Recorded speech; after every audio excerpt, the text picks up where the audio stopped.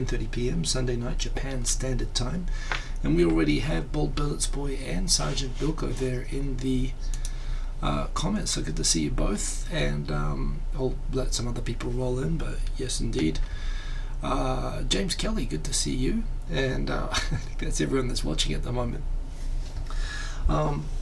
Yeah, it's been a busy week recovering from Golden Week. It's a lovely time of year here in Tokyo at the moment. We've had fantastic weather. It's just the perfect temperature. We're just going to move into it being rainy season soon, and Quintrankid, that's right, starting on time.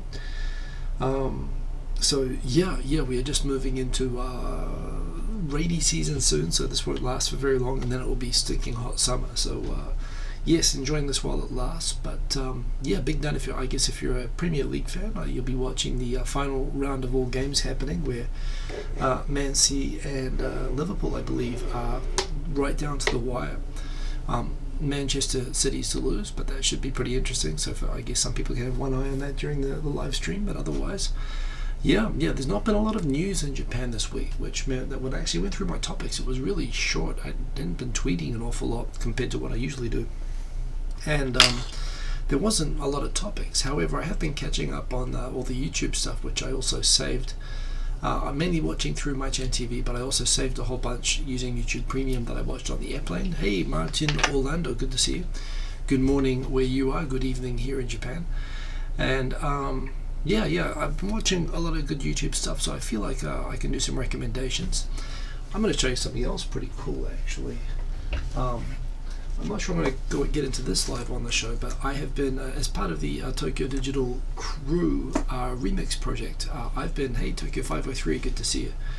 I've been getting into not just doing the old Korg loops and stuff like that, but two things. One, actually taking the Korg loops that I make and moving them into GarageBand, where I can actually master them and add instruments to them, and I'm learning to do the drums and everything a little bit better using that app, and building out the track into like proper tracks.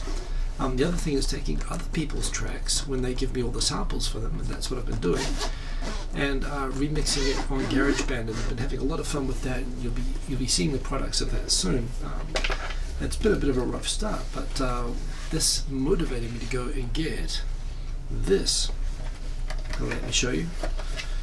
I'm not going to go Mark Rebile on you. I'm not going to be performing this on the show for a while yet. I think I'll still be doing Korg, but I'm using this to basically refine the tracks that I make, and yeah, add some drums, add some extra chords, add some beats, and it's a lot of fun. I'm totally hooked.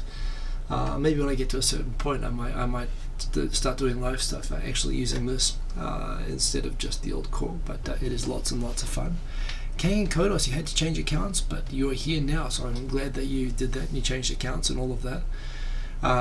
New Jersey, USA, Martin Orlando, well, great to have you there. Tim the Asian Inc., yes, good to see you. And Banana Boat Song, well, I can do all sorts of, you can do a lot on this, but actually it's really good for composing because you can actually combine with the iOS software. You can do chords, arpeggios, all sorts of stuff, and you can just build stuff up in different layers. And boom. So yeah, this is the latest purchase, and that is quietly going in the case and being discreetly put away behind me. But yes, I'm going to the next level, basically trying to keep up with Fogheart and Matagaijinka and Tai Nakamura, who are just all awesome. So it's mainly just trying to keep up with them in many ways, but it's great to be pushed by them and to be able to get the stuff that they're making and to remix it and play around with it. It's having a lot of fun. But yeah, so hopefully there'll be some time tonight where I will actually have a go at some tracks or have a go at making some loops. But the fun thing is that I won't, rather than make the whole track inside Korg, I'm going to be moving to trying to make a loop that's good that I can use in GarageBand, but then moving it all over into in Korg, but then moving it all over into GarageBand so I can do more with it later. Indeed, happy Mother's Day to all the mothers out there. Andrea Morboya, nice to have you there in the comments. I know how late it is for you there in Melbourne, and yeah, great to have everybody along. So yeah, let's get into the topics that we have. I'll put a lot of videos in this week, so we'll get through that. And remember, as always, if you want to say, leave a comment to me directly, you can just @mark me. It'll pop up orange in the screen beside me here. And yeah, let me quickly just do something here. In fact,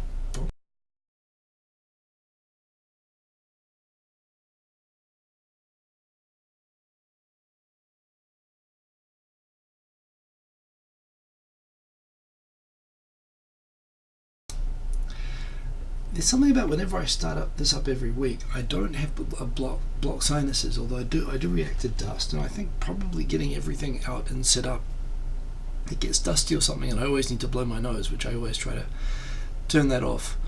I realize it looks dodgy that I sort of duck away to the side and I come back wiping my nose. It looks like something else. But yes, I muted deliberately because I was blowing my nose, and I don't know why I have to blow my nose every time I start this, but is what it is. Window Liquor, good to see you. And if that's your thing, hey, we don't judge here. This is a judgment-free environment. By the way, everyone who's watching, I really do appreciate if you remember to like the video. So please go and do that. And yes, the JVlog07, salutations, indeed good to see you. King and Kodos, our live drift stream needs a hiccup version of the crap rave song that we keep getting our copyright flagged in the background. Hell yes!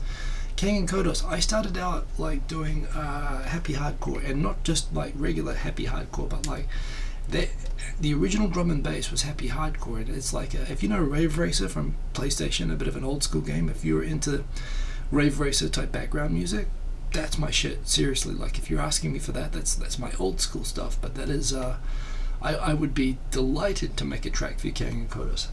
Direct message me because I'm into the shit right now. As you can see, I'm buying stuff, and I would love to make you. I would love a project like that. So hell yeah. Anyway, Sachigun Kobu.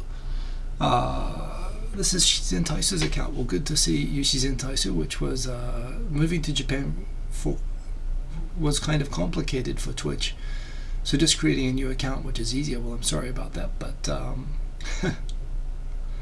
might be sniffing their green tea. I could be doing that indeed. Barringer, good to see you. So yeah, King and Kodos, please DM me and I will make you a track. I would love to make you a track. And by the way, and be critical because it's fun making it. Seriously, like I made a track for Phoenix 787. He wanted it to be a beer sounding track, so I kind of did a thing that I had in my mind of being like a kind of a cheesy Irish bar meets the KLF and the Doctor Who song that they did, that Time Lords did, with the beat and everything. And yeah, I sometimes wish whenever I hear that track, I'm always like, I wish he had been more critical with me. It's not like I like every single track that I make myself. So definitely. No, I'm actually super stoked about that. So King Kodos, don't let me forget. But yes, in fact, that'll be my project for the end of the show. I can start working on that. Anyway, into the topic. So what have we got? The first thing is I have been getting into Fortnite lately. My son, his friends at school, apparently he's got a friend who's actually got a YouTube channel that does Fortnite and actually is quite good. Like, it's actually, I looked at this is my kid's like 10 years old, and his schoolmate basically he says he has a YouTube account playing Fortnite, and I'm like, yeah. He says, yeah, it's his cousin's channel, but he features on it all the time. I looked it up. It has 895,000 subscribers. I'm not going to say what it is, but just for a thing, like, we've been playing Fortnite now for 2 weeks, and yeah, it's something I can bond with the lad over. He's now going super deep into it, and it's a chance. He's always explaining stuff to me. I'm having fun playing it, and it is super.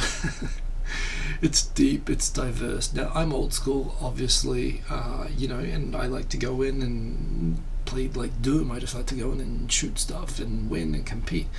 But this article actually on tubefilter.com, sort of covering the phenomenon of Fortnite, which has 250 million users every day, and this is people not just who play but who watch. They actually point out one of the real key things about why Fortnite has been so successful differently to other sort of games like it is that there's a lot of elements to it that involve like the creative mode, that involve building, that involve cooperation and things that are not pure competition, like just going in there like I do to just try to shoot stuff or to try to last the longest or whatever, like PUBG. You can do that, and I do that, and I have perfectly good fun doing that. But my son isn't as interested in doing that, and they point out that the whole community around just following the news around it, just around watching people playing it, just around trying to build cool stuff in it. It's a really diverse game, and I'm actually having a lot of fun. I know how enormous it is, and I've just started season 9, so I'm very, very much late to the piece. But now that I'm getting into it, I'm kind of getting it. So again, I'll repeat, if any of you guys ever play Fortnite, add Hiko Simon. I just use my regular handle name, and you can add me, and we can you team up or do whatever. But I'm having a lot of fun playing it anyway. So that is the first thing there. Rochelle Kopp is doing another session in Tokyo, where she's actually, based on her book of working Gaikokujin Tono Hatarakikata. So this book that Rochelle Kopp made, which you can see is basically, it's got like manga. It's like a how to work with foreigners book, which has small written sections, and manga sort of with advice and scenarios and interesting stories, very much like Japan Business Time basically. And the person who does the manga for this, actually, she works at Microsoft. She's a kind of famous manga artist who works at Microsoft and does PR for them. So yeah, she and Rochelle are organizing this event, and as two guest speakers who are foreigners who work in Japan, who can kind of give scenarios and situations and advice. I will be one of them. I was going to be one of them actually a few weeks ago, and I had to cancel on the very day before because I got stomach flu. That would have created a whole different set of working with foreigner stories that I guess wouldn't have been so desirable. So I did pull out at the last minute, which the event apparently had 600 people show up, and thank heavens I didn't give them all a norovirus. But I am invited still nonetheless, in spite of piking out of the last one. I will be going to the next one, which is actually, the details are here, June 21st, Friday. Should be a lot of fun, and yes, I will be there. The event, if you're interested in going, it is of course in Japanese. It is aimed at IT engineers and people working in IT companies, which I know something about. So I am there, and I will be talking and presenting. It should be a lot of fun. You can attend if you're in Tokyo, so there's information there. And Rochelle and I are also going to record, and by the way, I did record a new series of Japan Business Time. I did have some, as always, some technical problems just at the end of the whole thing, but yes, it's going to be, that is also going to be good, and that will also be coming out soon. So that is the latest with Rochelle. Speaking of working in Japan, there's a really interesting article here that Japan might be the only country I know about where the newspapers show rankings not only of the companies that people most want to work at, but also the companies that parents and grandparents most want their kids to work at. It's a little bit depressing in some respects, but it is also just interesting for the perceptions of companies and their rankings. So just showing this for a minute, because this is super interesting. It is in Japanese, but it's basically that's 子供孫に勤めてほしい企業ランキングトップやっぱり公務員上位だった IT 企業とは. So this is Nikkei's IT magazine. Apparently still most mamas don't let their babies grow up to be bureaucrats. Well, it's the opposite of that. They do want them to grow up to be, well, cowboys are definitely low on the list. Listened to a lot of Waylon Jennings when I was a kid, not voluntarily, I was forced to, but I quite like the songs. So check it out, the list here, in order I guess, within the focus here is on IT companies, but of course it shows all top 100 companies. Now let's zoom in on that. Boom, boom, boom, boom, boom. And let's check this out. So the number one job that parents want their kids to do in Japan at 10.3%. I don't know how I can get rid of that symbol there, but number one is a national bureaucrat there. Number two is a regional bureaucrat, so bureaucrats like 20%. Number three, Toyota. 4 is Ajinomoto. I have no idea how Ajinomoto got like to the 4th on the list, but obviously they're doing pretty well. Google, number 5. So Google is still popular, not only with young people wanting to work in companies, but mamas want their kids to be Googlers. Well, you can just keep doing different variations of that song forever. Hey, good evening, believe in yourself. Good to see you. Next we've got, let's go through ranking number 6, equal. We have All Nippon Airways, Panasonic, still doing well. Honda Research, although I guess that still is Honda Industries, so that's Honda. Then we've got Tokai Shikeku, JR Tokai, basically JR Tokai next. Mitsubishi Trading House at 9. At 11, Takaratomi, the toy maker. At 12, Apple. So the maybe second international company is also an IT company. Google at ranking number 5. Apple at ranking number 12. Then we've got Japan Airlines, Nintendo at 12. Mitsui Bussan Trading House at 12. At 13 is Canon, Shiseido, JR East at 13, which has fantastic benefits, by the way. I mean, you're practically a bureaucrat if you work at JR. Not that I would ever want to work there, but yes. Fujifilm, Rakuten at 13. Then at 20 comes in Amazon, Suntory, Takeda Seiyaku Denso, which is parts manufacturer. The next one is so small I can't read, but I think it's a company I used to work at, Tokyo Kaijo Nichiro Kasai Hoken, which is Tokyo, an insurance company. So Sony at the top of the ranking always used to be, other than bureaucrat, always used to be Sony, and it used to be like a Tokyo Marine, companies like this. Sony is actually, I think they're across here somewhere, 64. They've really fallen down the list. IBM is down at 64. Nomura Shoken 64 as well. At 64, 0.1%. So you talk about 100, there's like a whole bunch that are 0.1% tied. But not so many international companies, but the international companies that are here, or the IT companies that are here, Rakuten, Google, Amazon, Apple, Microsoft, I don't see, oh there it is, number 31, Japan Microsoft. So they're on there, but these are companies, I guess it shows the sign of the times. These are the companies that people do want their kids to work at, so there you go. Don't know if there's any surprises there, but Disneyland, asks Andrea Moboy. Now Disneyland, I think, is owned by Oriental Land, which is a Tokyo subsidiary, so even if it was on here, so that's it. Oriental Land, number 44, down the bottom of the list there, 0.3%. So 44th on the list is Disneyland. That's exactly what that is. That's a good question. Any other questions? Andrea Moboy, basically public service or civil service or whatever, basically. Can you have a link to this? Hey, she's in Taisu. I think let me just check, in the comments to this video, I do always have the Tokyo Tonight Flipboard magazine topic. So if you go into the video information, you have to scroll down a little bit, but Tokyo Tonight is my personal weekly live stream. Links to discussion topics are featured in my Flipboard magazine. And let me just check that it's linking to the correct magazine. It's there. So the link is the link to the magazine, which I'm showing you right now, is in the description, and all the links are there.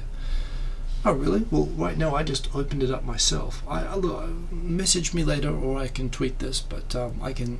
In any case, I tweeted this tonight. This is from my Twitter today. From my so just on my Twitter account, this got tweeted anyway. But yeah, I don't know why you can't access that, because I can access that. That is a little bit of a mystery, but if you can't get it, I'll DM you the link directly. But the link is in the description there with the Flipboard recommended stuff, as well as the my daily Twitter stuff. So there we go. Glad you found it there. So I keep calling you Shizen Taisu, but of course you are Sachigun Kobu, I assume is how I'm supposed to say it. Tweeted tonight. That's right, I did tweet. Chicken, I don't understand, but anyway. What else we got here? So I actually linked a whole bunch of videos, because I've been watching so many videos lately. First, big shout out to my man Raimin Gaijin. Raimin Gaijin, apart from being awesome, he's now up to like day 1. Actually, he's up to like day 130 now at the moment. This is like one, I'm still catching up. This is the last one that I saw. But yes, he you got a train station. Okay, Sergeant Booker, have a good one. yes, he's been doing basically a freestyle rap every day for like 130 days, and yeah, this is what he points out. Like, he's amazing that, I've seen him get up and he can freestyle, the phone book. As a rapper, he can just walk up and it's kind of amazing, and you think he's like a genius. Well, he is a very smart guy, obviously, that he can just come up with these amazing raps for any subject at any time. But basically, he said he just does this over and over and over. He carries around a big notebook with him, and he's always. And when you create so many rhymes and you write them down, and you do this every day for 130 days, yeah, you do become versatile, and you do develop a library of lyrics and rhymes that you can adapt. And the result is that he can not only create raps for anything, but he can also do different styles, which he's been experimenting with. And he takes requests. So I actually gave him a request in the middle of one of my remixing competitions. One of my remix challenges that I've been doing with Mata Gaijinka, Folkhard, and Tai Nakamura. And yeah, he actually did a vocal for me, and he gave me the a cappella track, which was like awesome. And he's just a really, really talented, interesting guy. And he talks about not just, sometimes he does a couple. He did a thing on alien abduction. He did like 3 songs, like a series. But generally speaking, he's literally like just vlogging about his life in Japan and so on, but putting them into like rap songs, and they're pretty good actually. So I highly recommend Messi Pro. In fact, I think it's Messi Pro 2 that this is on, or Messi Pro. Look it up. Messi Pro is Roaming Gaijin's YouTube channel. He's been around forever actually, but yeah. Sachigan Koba, I'm glad that the Flipboard works, so thank you for that. What else we got here? I've really been enjoying watching the Black Experience Japan. I've been raving about this in previous shows. Just I think that they're not specifically, that I'm interested or not interested in black people. They're just really interesting interviews with really interesting people. The interviews are really, really well done. They're well edited and well presented, even though they're quite long. I think there's a gift both of the subjects being the people being very interesting, as well as probably the interviewer being very good at getting good subjects out of them and presenting it well. This is not part of that series. This is actually, everyone's been hearing about the story of Yasuke, the African samurai who was brought to Japan by the Jesuits. I think he was not as a slave, but he was a slave as a child from Africa, but apparently he stood an enormous height, and he was a huge celebrity in Japan, and Oda Nobunaga made him a samurai in Japan, and he was 400 years ago Japan's first ever African samurai. And yeah, he was a big celebrity, and it's actually a really, really remarkable story which has been made into a movie.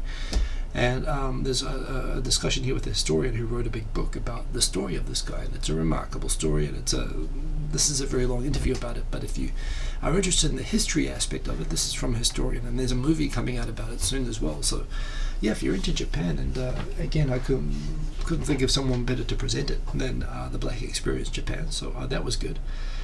This was actually tweeted by Baye, but it was just really interesting as well. So this was I've never seen the series before. 5 shots with this I can't tell if she's like Nikkei Kikoku Shijo or whatever, but she this is the first one of her videos that I've seen, but the one on the left, or the right, sorry, makes people take shots and interviews them. And this one, although it kind of, well, I suppose this is prone to happen when you have lots of shots, perhaps it becomes a little bit emotional and whatnot. The story of Jayla, who was born in Florida, but through, I believe, US military family, lived in Nagasaki for a long time, and basically grew up in Japan, although she doesn't have Japanese heritage, I understand.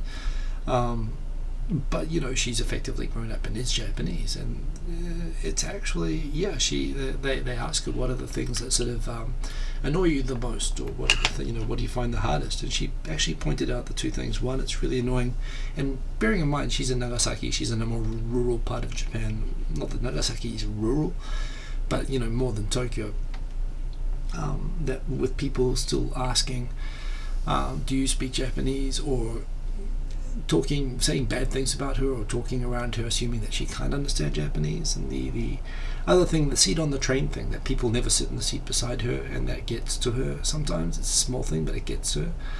And yes, indeed, Tim the Asian Ink Afro Samurai is coming out. It's meant to be awesome. I haven't even seen a trailer for it yet, but it's a great story, so I'm sure the movie, they'll be doing an injustice if it's not good.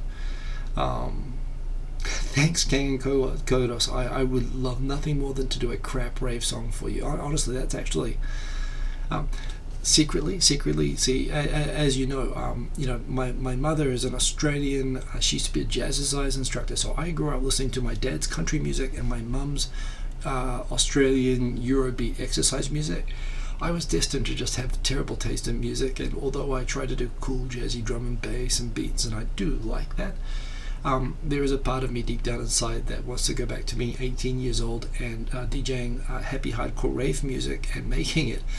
So if you ask me to make that, honestly, it actually makes me really, really happy, and I'm very happy to do it. I'm looking forward to it, although please don't get your expectations up, and please tell me if it's crap, because honestly I'll just make another one and I love that as well. So yes, I'm sorry I got all excited about that again. This video is good, and it's definitely not happy. That's not happy hardcore or cheesy rave music. It is kind of serious and depressing, but you should watch it. It's quite good. And all of the links, by the way, as we've just established in the comments, are definitely in the links below if you look up the Flipboard magazine that I'm showing you right now.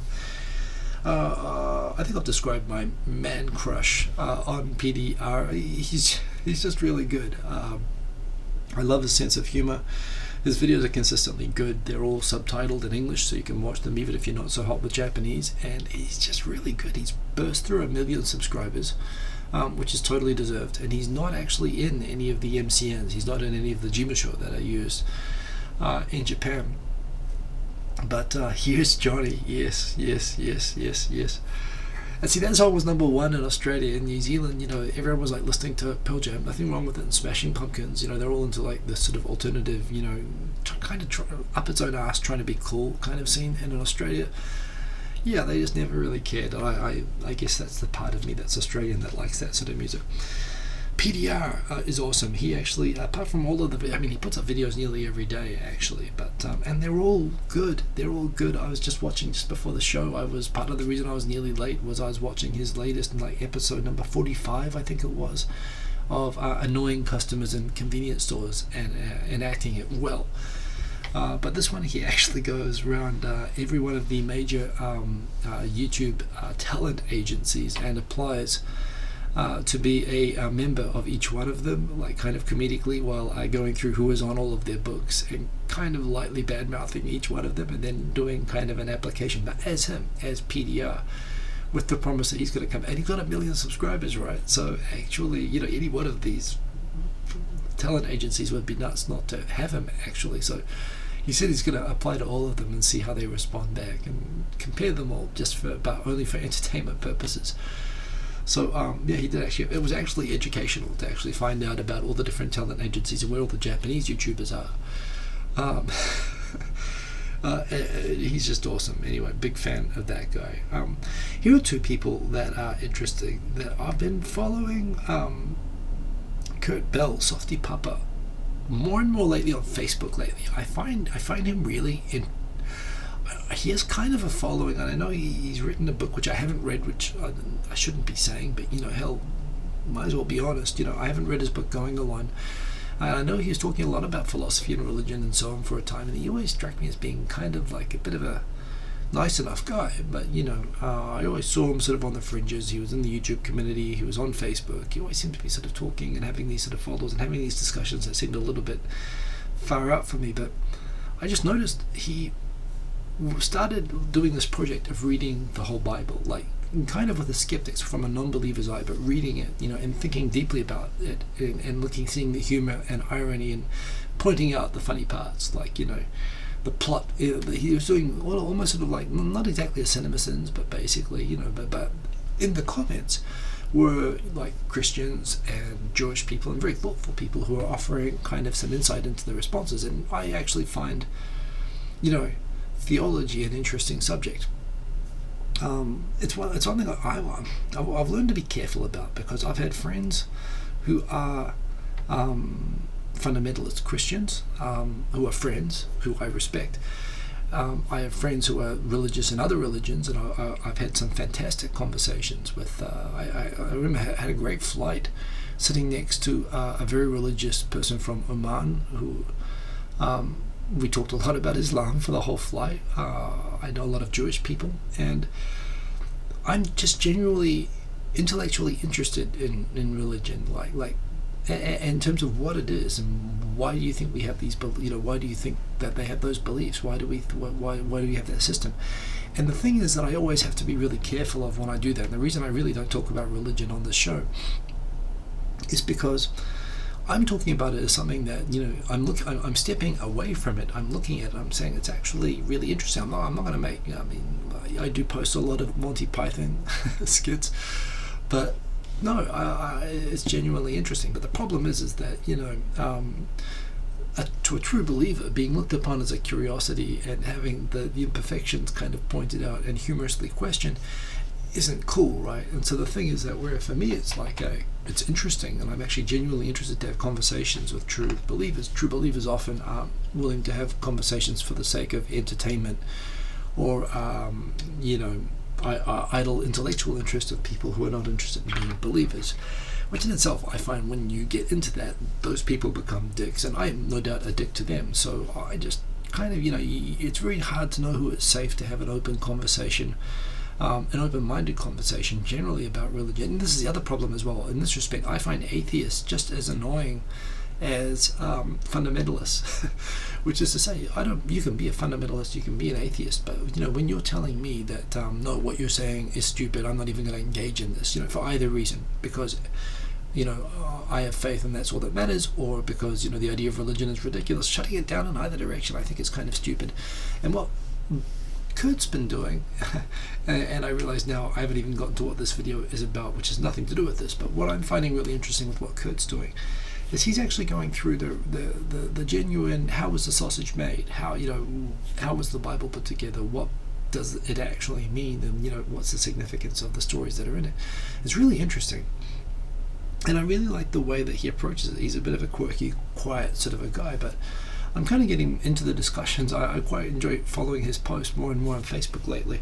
And you know what Facebook's like. You like something or you engage on something and it just shoves it all at you. And I guess maybe that's why I've been seeing more of Kurt in my feed, because I found some of the chats interesting. But I'm continuing to find him interesting, so I've been paying more attention to his videos. And in his most recent video, he talked about Tikyo Sam. Tikyo Sam is back in Japan right now. He's had a friend who apparently has been wrapped up in, was basically, I believe his address or something was used by someone who was like importing drugs. Without his knowledge is the story, but the police picked him up because the drugs were being sent to his address for this other person to come and pick up, and he's currently in jail, and there's a big court case thing. He's a good friend of Sam.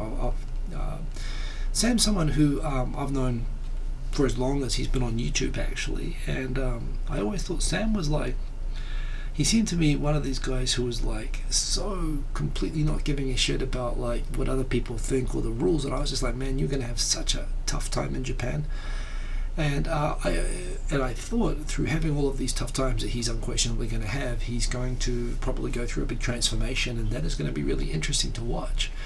So to put it in an unkind way, I guess I found Sam entertaining myself. I didn't really have particular, he'd acted obnoxious or whatnot, but I wasn't directly a victim of any of it. He has put some wrong feet with a lot of people over the years, and I've dealt with that through those other people, but personally, I must admit though, in the beginning I was kind of following Sam partly from finding him entertaining and interesting to follow, and partly from, man, you're gonna fall hard, and I'm really just interested to see the transformation. I mean, in a sense, it's like watching NASCAR for the car crashes. I was kind of watching Sam, just waiting for it to happen, and you know what? It happened. He had a crash, and then he went back to it, and then he had another enormous crash. I mean, Sam has actually been through some stuff that I think would really dramatically change a person, and he's been through it multiple times, and he's not changed, and he survived. And you look back now, hell, I've known the guy nearly 15 years now, which is crazy actually. I mean, certainly more than 10 years now, and he went from being a dumbass 20-year-old to frankly being a bit of a dumbass 30-year-old, but he's actually not only been consistent, and I'll tell you, he's been through some shit, he's caused some shit, he's had some shit, but at the end of the day, I think he still has that energy. I give him real props for the good that he's done, including the Hanami. And Kurt's talking about this thing that he got involved with the Australian YouTubers Raka Raka. Was down in Australia, and then he's been down in Los Angeles, where he's been posting crazy shit about what he's doing in Los Angeles. And now he's back in Japan at the moment, and Kurt sort of considers Sam a hero. I don't know that I consider Sam a hero in the sense that, I'm there. I like Sam, and and he comes to me for advice sometimes, and I give it, and I'm always, well, let's turn that off. Oh, I've got the wrong. No, I do not want to hear more. So I hang out with him. Oh no. So I've been hanging out with him for a while, but he's not someone that I consider a role model for other people. He's someone who's interesting to follow, and someone who I think is going to have a great book or a great movie out of all the shit that he's been in. Seriously, I would actually, if I had the talent or the time, I'd volunteer to write Tico Sam's book, and he's probably almost actually able to do it, even though he's only still like about 31 or something like that. When he gets like 40, he's going to have like a crazy book he's going to be able to do. But I wouldn't quite call him a hero or a role model. I don't think he'd call himself that. But Kurt does, and that's where it's kind of interesting. It's just like a bit of a Marvel Universe mashup in a way, I suppose, of having Kurt talking about Sam on a bike ride there, and both of them are doing really interesting things. The events that I am impressed by of Sam, well, it's more just his resilience, and I tell you what, some of his worst shit, I know some of the stuff is out in public and some of it is not, and that's just life stuff. He's just had some difficult times, which everyone goes through, and he it's kind of funny. While he's a very open and public person, he what's not private, what's not public, I'm not going to be the one to put out in public, right? Other than he's been through some shit, but at the same time, where I expected these things to transform him, I guess they did. They must have to some extent, but not that I can really see. But at the same time, I kind of admire that. That's kind of what Kurt talks about. So they're two very interesting YouTubers, and there's Kurt. They are talking about each other. Here's another YouTuber that I actually am entertained by and I respect, and it is Dogem. He's just had twins. He's so I don't even know how he's posting YouTube videos at the moment. He started out as a tricking, he was jumping and twisting and being just a very athletic, sort of doing kind of magic and athletic tricks, and then he does these really he scripts them, and he presents them outstandingly. I think he lives in Kagoshima in southern Japan. And his videos are awesome, and he posts them on Twitter, and on Twitter he gets like hundreds of thousands of retweets. I mean, I think I'm not exaggerating with that. I remember seeing the numbers of his last one, and it was mind-blowing how many retweets he gets. But I was retweeting them because they're so damn good. All of that said, between not sleeping, struggling with work, getting an RSI injury and everything, he's having a bit of a tough time, which he explained. But you should go back and check out a lot of his videos are just such quality. Again, they're always subtitled, which takes so much work. They're all scripted. His presentation is so tight. Whenever I try to do something, like when I was doing stuff for the Tokyo Digital remix show that we're doing, and I watched myself back recorded, I realized how much I was saying all the time. And when I edited out the R's, and I end up like max headroom. It's like my head's jumping around, and the sentences are coherent, and they take like 1/3 the time it takes to say. I realize I'm a verbose and not very coherent person most of the time. I found this out by editing myself. Here is a person who can just talk well, and it's because he's so well prepared. Dogen is awesome. You should do that. In terms of music stuff that I've enjoyed listening to lately, there is this guy. Do you know what? I need to actually. Can I check the link? What is the name of his channel? It's like a weird channel name. It's like lifestyle something or other. And you know what? I just realized I wish you showed the channel name and the video information when you copied the link into Flipboard. But can I do this? Lifestyle from Lifestyle to the Duck. Well, you can see that guy. Oh, here we go. .com, and in today's video, Lifestyle.com. I mean, it sounds like a yard furniture channel. He actually produces, and he's just said, people send me in your beats, and people have been sending in his beats, which is kind of what I'm doing with Tokyo Digital Crew at the moment. and he's been critiquing them, and they're actually really they're for me they're really interesting. There's someone who's getting into figuring out how to make stuff sound better.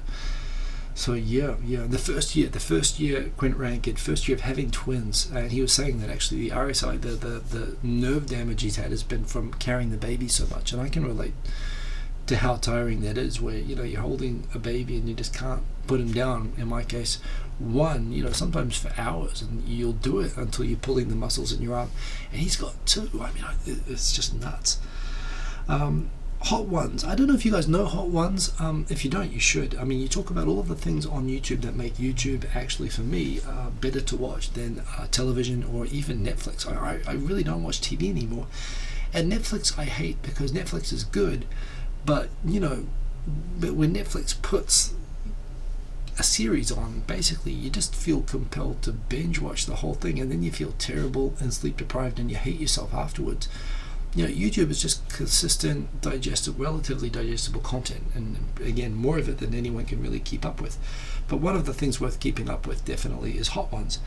I actually discovered Hot Ones when I saw this somehow pop up. It shows what I've been watching. I must have been watching Filthy Frank. and in the related videos, I saw this thing, Joji Ruins Hot Ones interview. And you know what? That's not the actual Hot Ones episode. That's a meme takeoff of that episode. But basically, I saw this guy. I'm like, hey, that looks like Filthy Frank, but it says Joji. And I watched it. And Filthy Frank was on Hot Ones. And the next week was like Scarlett Johansson. And the next week was like Shaquille O'Neal. So he gets like A-list celebrities. He gets a few not quite A-list celebrities. But yeah, it was amazing for me. One, I guess if most of you, I assume, will know who Filthy Frank is.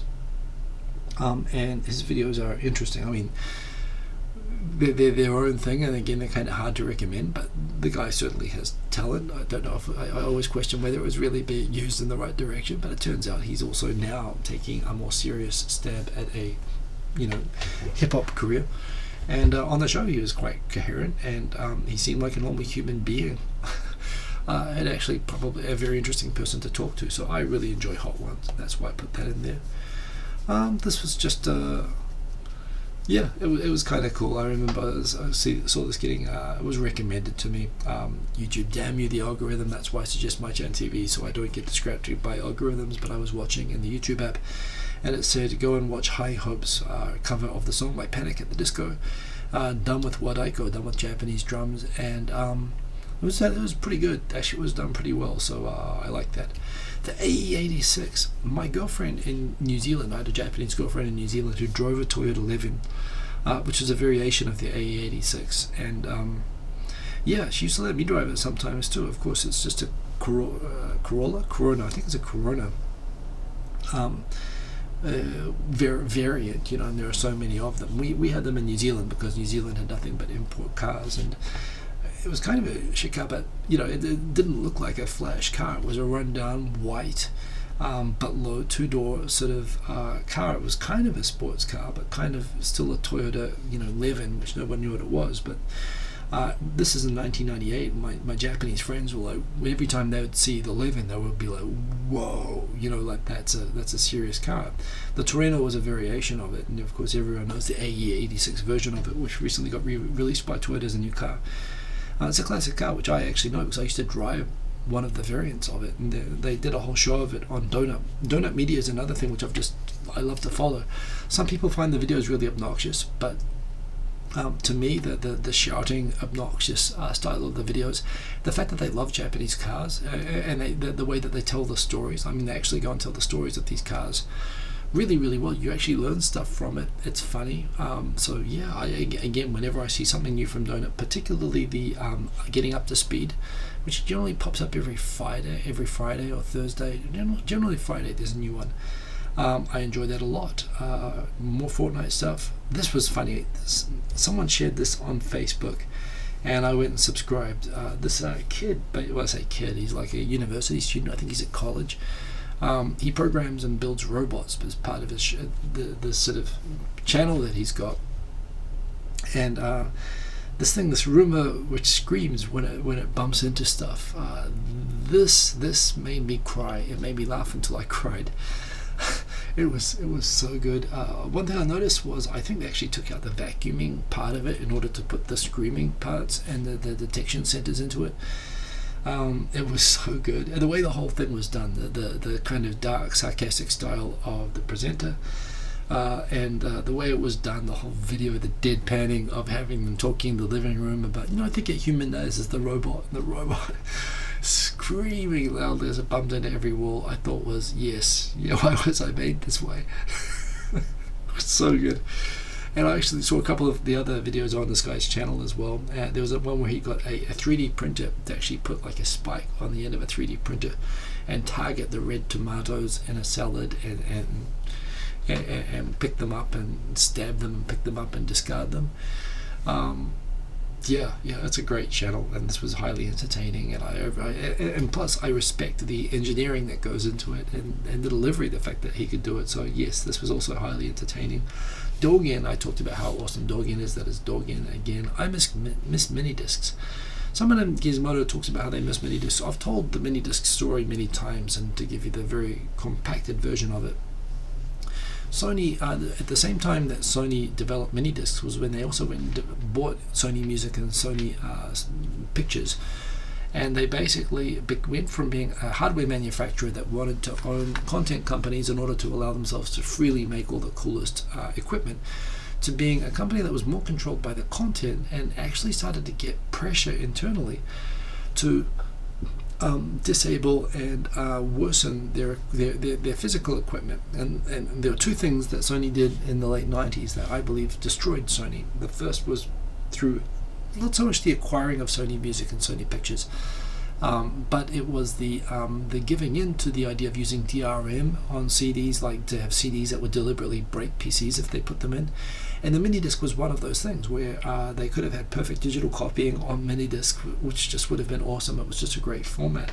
But they deliberately, at the behest of the music arm, made it intentionally degrade. It actually recorded less bass. It actually recorded fewer frequencies, and it would make it less and less and less every time you re-recorded, so people couldn't pirate music, perfect digital copies on music on these little great durable sort of floppy disk type media.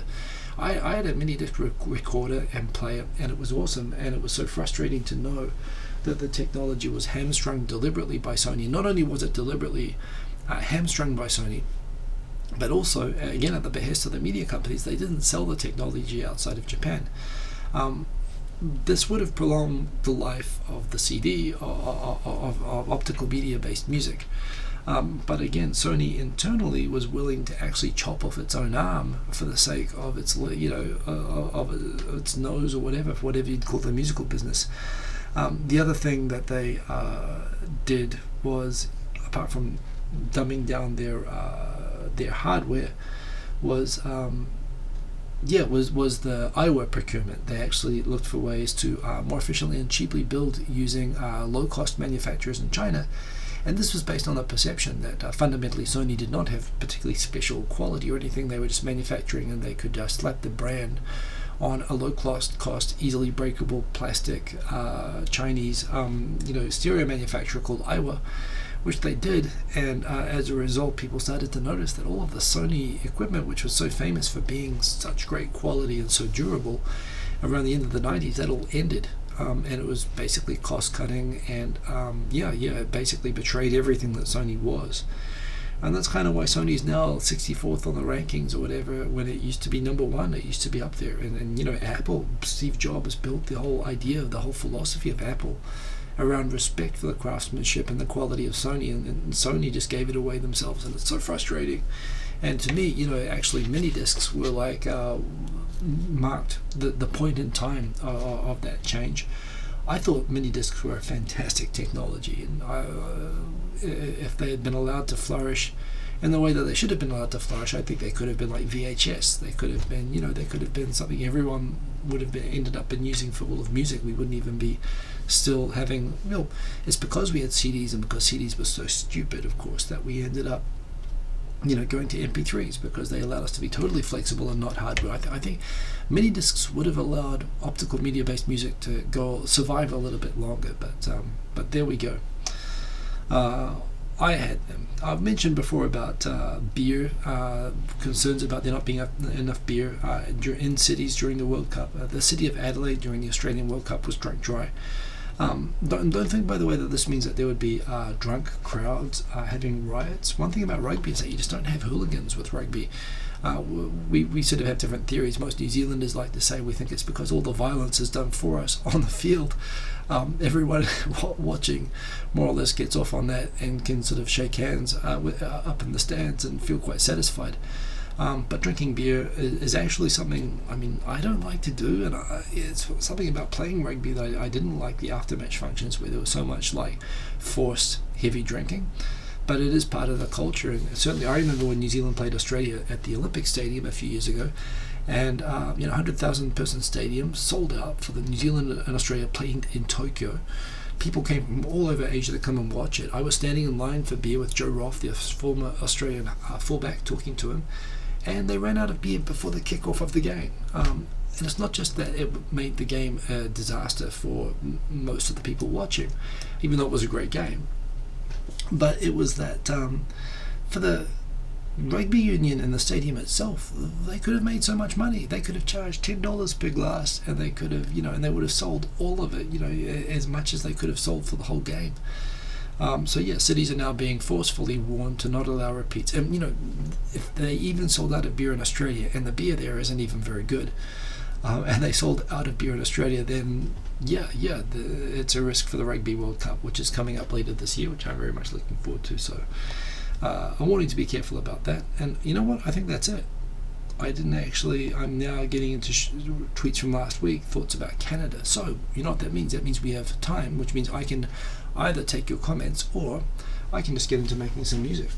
I'm going to do that. I haven't done that for a while. So let me switch into Korg mode. Let me turn on the Korg. And although I could get into Kang and Kodos's Rave Racer theme based music, I could do that right now. Or I could do something else. I'm quite happy to do something chill. I'm going to do Kang's product anyway. So let me know. Give me a musical style. Give me an idea, an inspiration, and I will run with that right now. So let me get this connected. Let me turn this on. That's fine. And turn off GarageBand, which I was playing on before. Turn on the Korg. Switch the live scene. Hopefully that will show up at some point.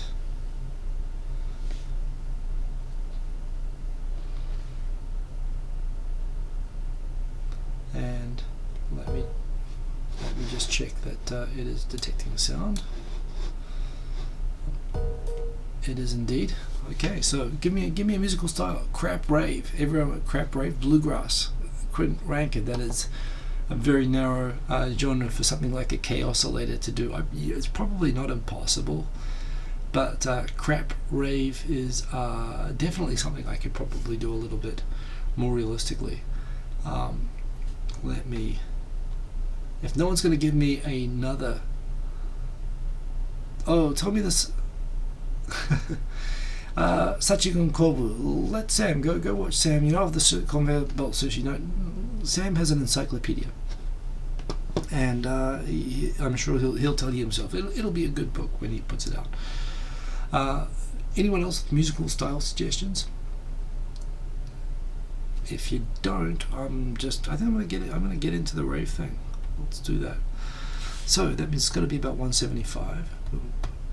Oh, I got it right off the bat there. Let's do 175, and it'll be break-oriented, break in house beats, although there's a good trance beat on the standard drum, which I'm going to use. Boom, boom, boom, boom, boom, which I've used once before. So you're going to use U, and I'm also going to use the break beat. There's going to be a lot of beats on this, which means I'm going to have to move this over into, definitely going to use breaks. And okay, well, let's just do a regular standard beat first.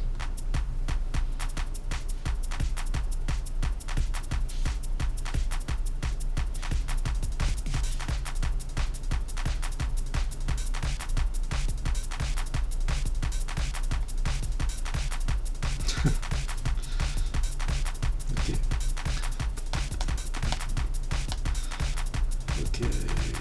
let's pick a random key. This should be A flat actually.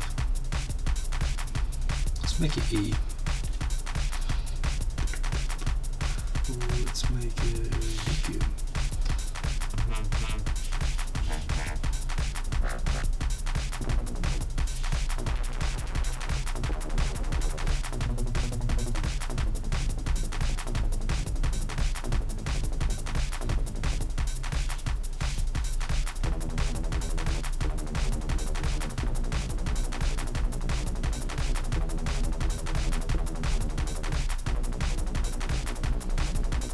That's kind of cool. Okay.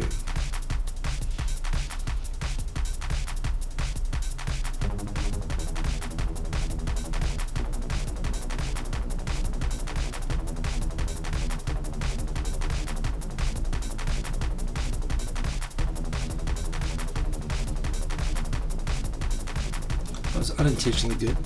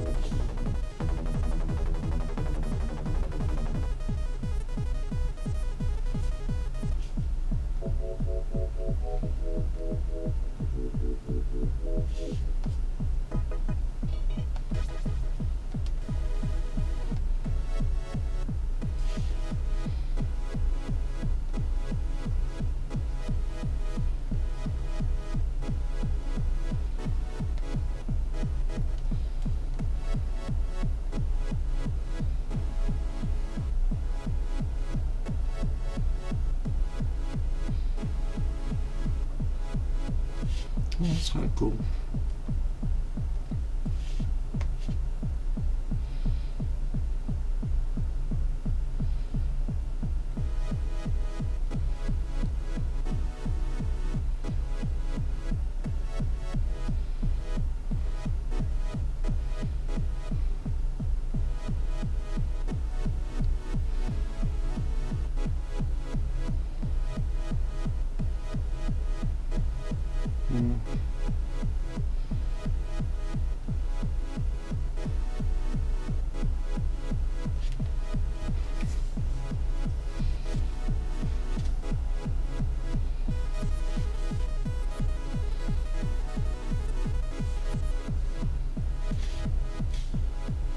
Let's do that again.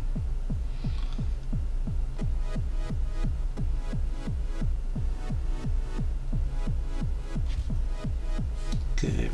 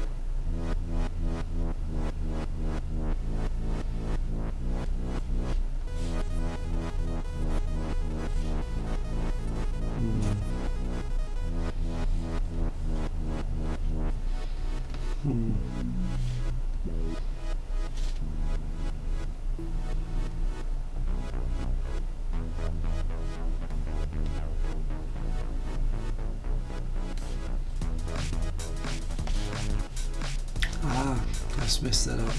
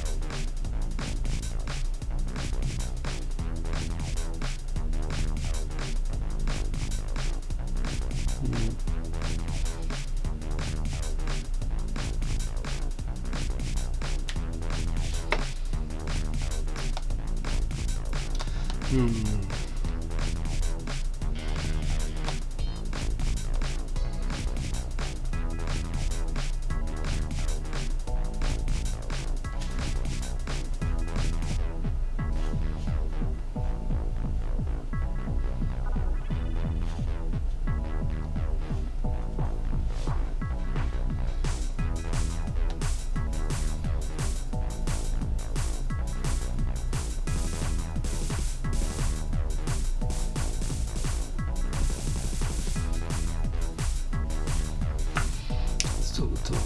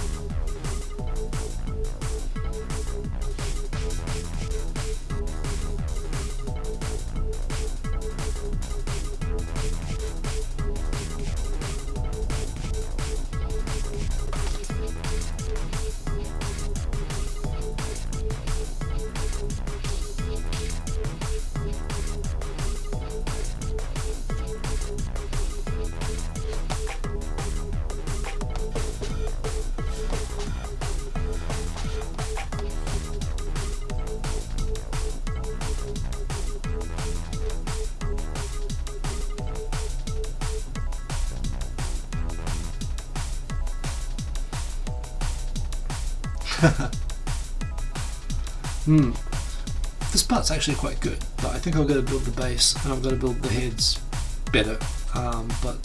Yeah, okay. This is a good rave basis. So let me have a play with this in GarageBand and get the keyboard out, and I will come back to you. But what's in the pills, indeed. Anyway, that's let me save that, because I'm going to keep working on that. That's not quite where I want it to be right now. Definitely the top end there, the two things that you can't see them on the right, the bass and the top end are not great. The chords are okay. The beat's actually pretty sweet. But yeah, that's workable. I will come back. I'll build around that, Kang, and I will see you all next week, same time, 10:30 p.m. If you're enjoying the Premier League, go do that. If you like the video, remember to like. Thank you for supporting every week, and remember, check out my Chan TV, watch YouTube, and see you next week.